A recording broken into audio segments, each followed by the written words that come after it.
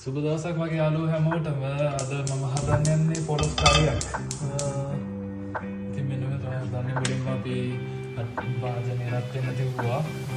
ඊට පස්සේ එහිට අපි එකතු කරගමු මේකට තෙල් ස්වල්පයක් මම පාවිච්චි කරන්නේ ඔලිව් ඔයිල්. පාවිච්චි කරන්නේ ගොඩක් හොඳයි. ඉතින් ඔලිව් ඔයිල් පාවිච්චි කරන්නේ ඔලිව් ඔයිල් ටිකක් පාවිච්චි කරනවා. ඊට පස්සේ මේක සාමාන්‍යයෙන්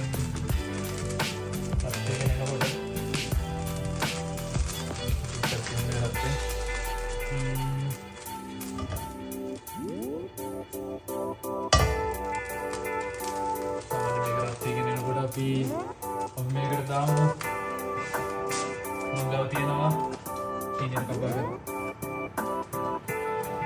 මිරිස් කරපිංචා ඉඟුරු සුදුලුණු කුරුඳු සහ තක්කාරි.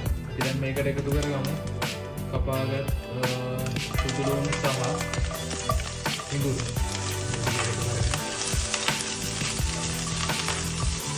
රන්වන් පැය වෙනකම් බෙදගමු. ගොඩක් හොඳට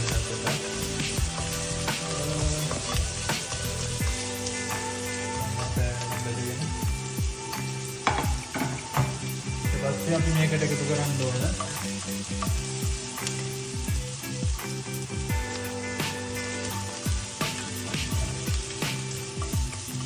මේක සාමාන්‍ය ටිකක් බෙදලා සාමාන්‍ය නාඩියක් දෙකක්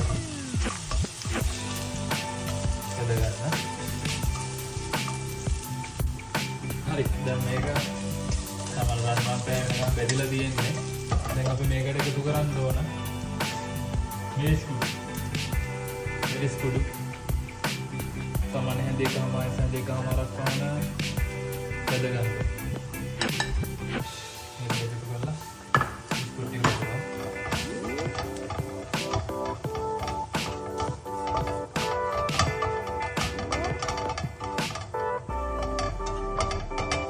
ගොඩක්ම කළු කරගන්නත් එපා. ඊට පස්සේ අපි මේකට එකතු කරගමු මැදම තුනපා. මැදම තුනපා සෝස් එකක් දෙනවා. මොන දෙකම තමයි. ඒක කරගත්තා. පාවුඩර් සෝඩා එක්කම ඉඟුරු ගම්මිරිස් සෝස් එකතු කරගෙන අපි ඊළඟට මේක එකතු කරගමු පොලොස් ටික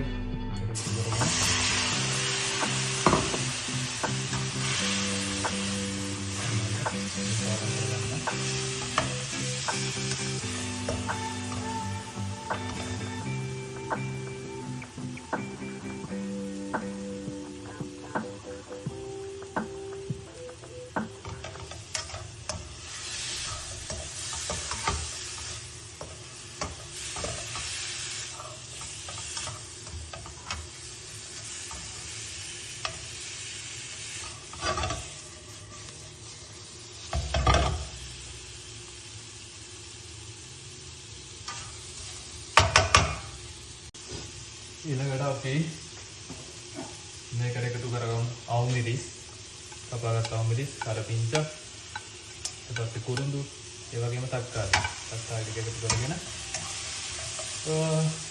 මම ගත්තා. ඊට පස්සේ මේක පොඩ්ඩක් කවලම් කරගමු. කවලම් කරගෙන අපි මේකට දාමු පොල් කිරි කප් 3ක් වගේ මම ගත්තේ. පොල් කිරි මේකට දාලා මේ විදිහට සාමාන්‍ය විනාඩි 25-30ක්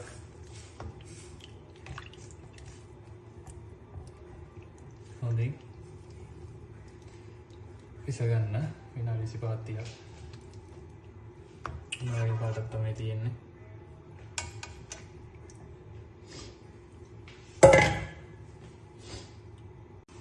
ඉතින් යාළුවනේ ඊට පස්සේ ඔයාලා රස ප්‍රමාණයට ලුණු එකතු කරගන්න. අවශ්‍ය ප්‍රමාණයට ලුණු එකතු කරගන්න. ඔන්න යාළුවනේ ඉතින් අන්තිමම අවස්ථාවේදී සාමාන්‍යයෙන් මේක බාගන්න විනාඩි 10ක් පමණ තියලා පෙර අපි ගොරක සුළු ප්‍රමාණයක් එකතු කරගමු. ඉතින් ඔන්න දැන් හොඳම ගානට ඇවිල්ලා ඉන්නේ. එනවා ඇති. දැන් මේක අපි බාගමු. ඉතින් යාළුවනේ පොලොස් කරිය හදලා ඉවරයි. ගොඩක් ස්තුතියි බලපු හැමෝටම. ඇත්තටම රස පොලොස් කරියක්. ඔයාලා හැමෝටම ජය වේවා. ඉතින් හම්බෙමු.